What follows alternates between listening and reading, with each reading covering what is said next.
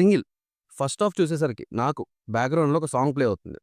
రంగులే ఇవ్వాలి నీకు అనుకున్నా కానీ సెకండ్ హాఫ్ కొంచెం బెటర్‌గా ఉండడం వల్ల సేఫ్ అయ్యా. ఇంకా మూవీ కంప్లీట్ రివ్యూలోకి వెళ్ళే ముందు నా ఛానెల్‌ని ఇంకా సబ్స్క్రైబ్ చేసుకోకపోతే ఇప్పుడే సబ్స్క్రైబ్ చేసుకోండి. ఇంకా సినిమాలోకి వెళ్తే విజయ్ 90స్‌కి bank employee still single. Single కష్టాలు తెలిసిందే కదా! సేమ్ అదే ఫ్లోలో ఉంటాడు. ఒకరోజు మెట్రోలో పూర్వాని చూస్తాడు. తనతో లవ్‌లో పడతాడు. ఆ తర్వాత విజయ్‌ని లవ్ చేసేలా చేసుకోవాలి అని ప్లాన్ చేస్తాడు. అప్పుడే స్టోరీలోకి కొత్త ఎంట్రీ హరిణి వస్తుంది.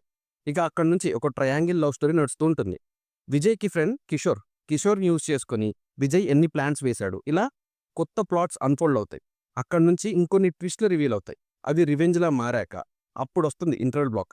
అంతా నార్మల్‌గానే ఉంటది. కానీ ఒక ఇంటర్వెల్‌ని ఇంట్రెస్టింగ్‌గా చేస్తది. ఆ తర్వాత ఏం జరిగింది అని సినిమాలో చూడాలి. సీరియస్‌గా ఫస్ట్ హాఫ్ చూసి అయిపోయింది ఇవాళ నా పని అనుకున్నా. ఏం లేదు. ఏమి అంటే ఏం లేదు. సినిమా అంతా ఒక సర్కిల్‌లో రన్ అవుతుంది.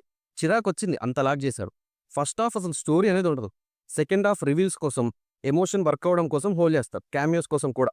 మేజర్ ట్విస్ట్‌లు గాని, టర్న్స్ గాని, ఫ్లాష్ బ్యాక్ ఇదంతా second half. So, second half is the saviour here. Even Sri Vishnu performance కూడా చాలా సార్లు చూసినట్టు అనిపించింది. కొత్తగా ఏం లేదు. సామజవర్గమన తర్వాత శ్రీ విష్ణు పెర్ఫార్మెన్స్ చేసే క్యారెక్టర్స్ చాలా చేశారు. కానీ ఎంటర్‌టైన్‌మెంట్ ఇవ్వలేకపోతున్నాయి. ఇది కూడా ఆల్మోస్ట్ అక్కడి దాకా వెళ్ళొచ్చింది. మూవీకి ఇంకో పెద్ద అడ్వాంటేజ్ హరిణి క్యారెక్టర్. ఇవాన చాలా బెటర్‌గా పెర్ఫార్మ్ చేశారు.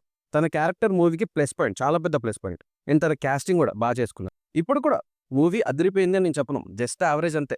అది కూడా లాస్ట్ 45 మినిట్స్ బావుంది. ఈ 45 మినిట్స్‌లోనే కామెడీ కూడా వర్క్ అయింది. ఎమోషన్ కూడా బావుంది.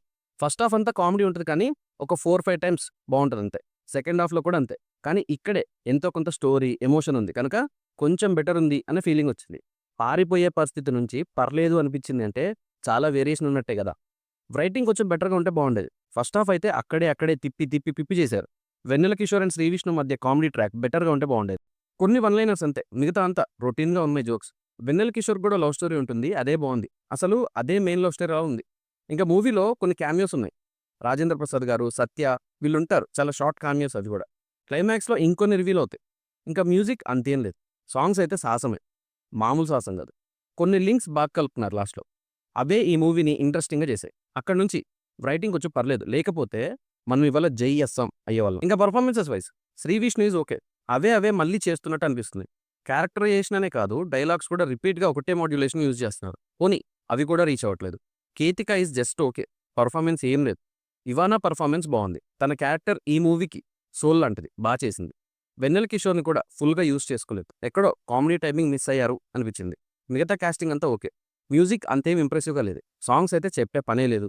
సినిమాటోగ్రఫీ కూడా ఏదో ఔట్‌డేటెడ్ లాగా అనిపించింది. Writer, director Karthik Raju is okay. Writing ఇంకొంచెం బెటర్‌గా ఉంటే బావుండేది. ఇంకా నాకు సినిమా ఎలా అనిపించింది అంటే ఫస్ట్ హాఫ్ నాకైతే అన్‌బేరబుల్‌గా ఉండింది.